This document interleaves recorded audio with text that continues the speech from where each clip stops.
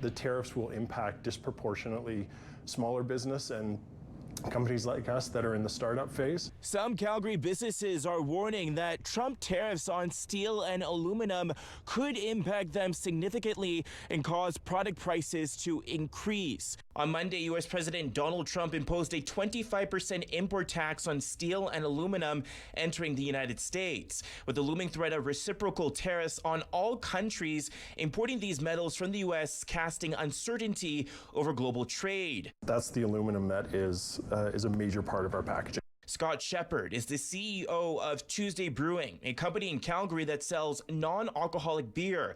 He says for new businesses like himself, the prospect of a trade war couldn't come at a worse time.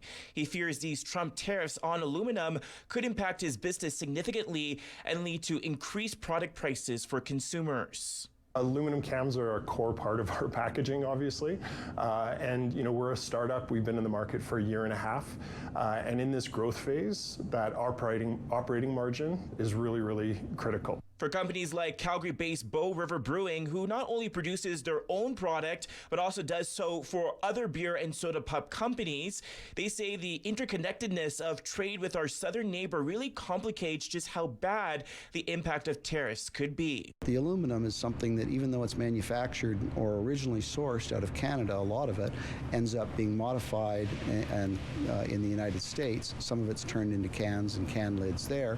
Other comes back to Canada and might finish its processing there. So it's a complicated manufacturing stream. As Canadian businesses now navigate the tariffs, the Calgary Chamber of Commerce says we need to be more strategic with who we trade with. What we need to do again is start thinking about what other markets could use what we upgrade and process. But these business owners feel that itself may be very challenging. When you look at the big companies, the Pepsi-Cola bottling company and Budweiser, which of course is an American-owned company, then they're going to be getting first dibs on that type of production. I think just keeping that open dialogue and trying to find that common ground and how do we get back to a good partnership. In Calgary, Djan, City News.